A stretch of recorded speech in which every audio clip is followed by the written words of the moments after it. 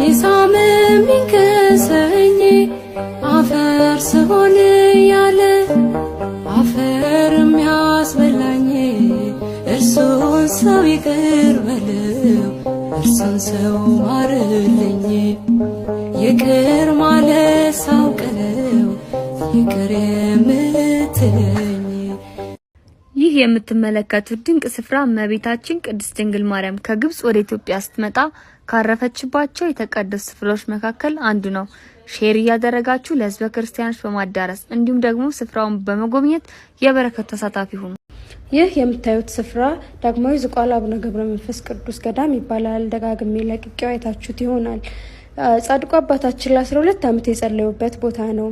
ይህ ከላይ የምታዩት ደግሞ የጻድቁ አባታችን ጺማቸው ነው። ከላይ የሚፈሰው ደግሞ እንባቸው ነው። እንደምታዩት ከላይ እንባቸው እየፈሰሰ ይታያልና ይህ የምታዩት እንባ የአይን ጸበል ነው።